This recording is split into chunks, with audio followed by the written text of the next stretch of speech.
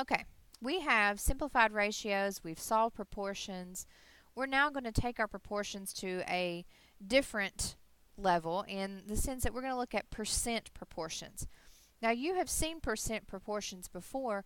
They may have things, and it would be stated similar to this. A is P percent of B. And to break that down, B is the base, or what you're starting with. A is the A part of base B. It is part of what you have started with, or your original amount.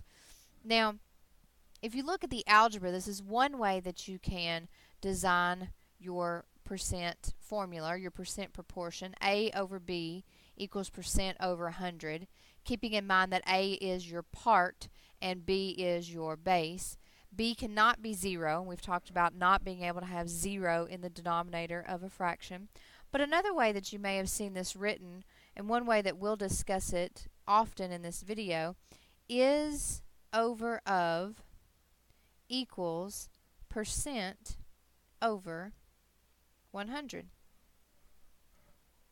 So if you remember solving is over of type questions, that's exactly what we're doing with percent proportions. So let's use this information here and look at example 1.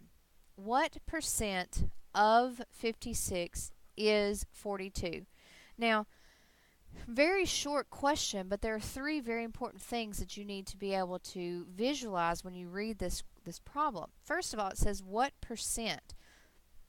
So that should give us a clue that in our proportion, we have no idea what the P value is, what the percent is. So what I'm going to do here is, actually let's switch over to back to the pen here, is over of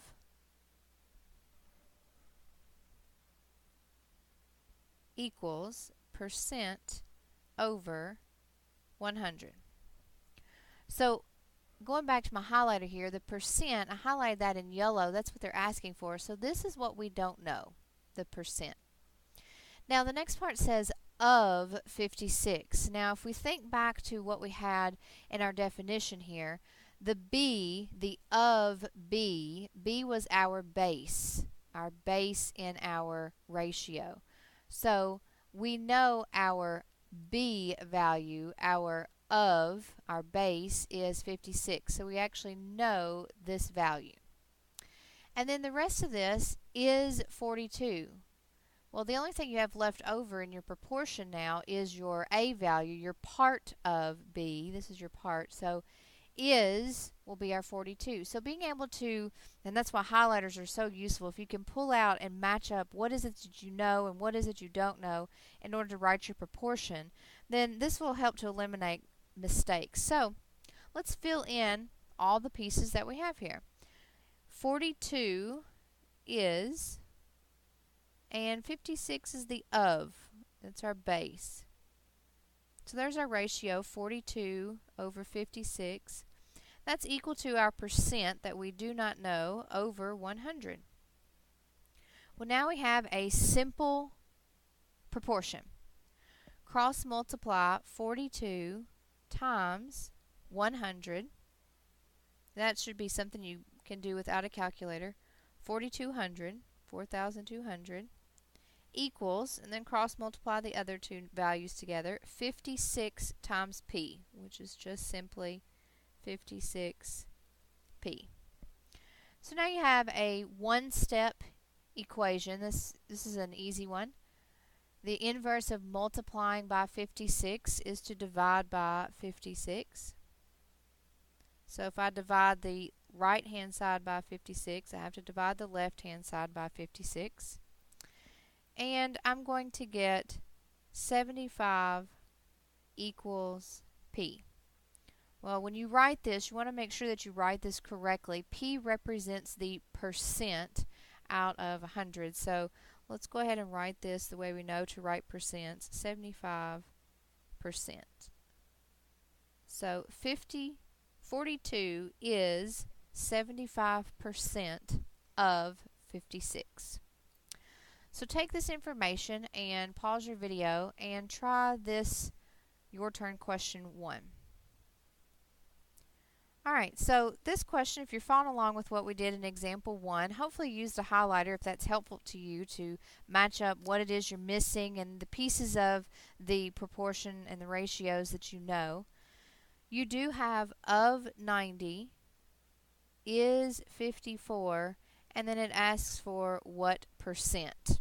Alright, so we should have, if you've tried this, hopefully you're doing these on your own, 54 is the part, the A, 90 is the base, the B, the of, and what it's asking for in this problem again is just the percent, which is over 100. So simple cross multiplication, 54 times 100, 5400 equals, and then cross multiply the other direction, 90 times P is 90p. The inverse of multiplying by 90 would be to divide by 90. And when you divide 5,400 by 90, you get 60 equals 1p, which is what we need. Now make sure you have that written correctly. You all know how to write percents. 60%. So this means that 54 is 60% of 90. Alright, so simple percent questions there. Let's take that one step further and start using this in some real life situations. We have a word problem here. And let's start pulling out, highlighting, underlining, whatever it is you'd like to do, all the information we need from this word problem. Alright, a dress shirt that normally costs $38.50 is on sale for 30% off. Okay, so in this sentence here, what my brain is seeing when I read this, that we have a dress shirt that normally costs $38.50. Normally cost means that's the original amount. That's our base. I'm going to do this in highlighter in blue here. That's our base. That's how much, it's our base amount. That's how much the shirt costs. But at this point in time, it's on sale. And it's on sale for 30% off. On sale, 30% off. Now, think about this logically. If it's on sale, are you going to pay more for the shirt or less for the shirt? So you always have to keep that in mind whenever you're designing these proportions and solving these word problems. We want to know what is the sale price. Okay? We want to know what is the sale price. So we have to be very, very careful when we set up this proportion and solve this problem. Now, one thing I didn't put in here, since we do know the 30%, that's going to be our P, our percent. So what we have missing is the is part of this problem. Now, I will state up front, that's not the sale price. What you're going to get when you simplify this is how much your dress shirt you can take off of for that of the price. It's not the actual price you pay for the shirt, but how much you can subtract from the original price. So let's set up this proportion and see what it looks like. The is the part we have missing, the A. So we don't know that. I'm going to make that X. But the base price was $38.50. And we know that this shirt is 30% off. So 30 is the P, and that's always over 100. That's how you write percents as fractions. So we still have a simple proportion. We'll cross multiply this. X times 100 is 100x. And then $38.50 times 30. So be real careful when you set up the other side of your equal sign here. Make sure you're careful with your decimals.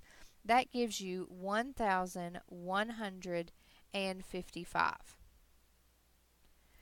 Simple one-step equation. The inverse of multiplying by 100 would be to divide by 100.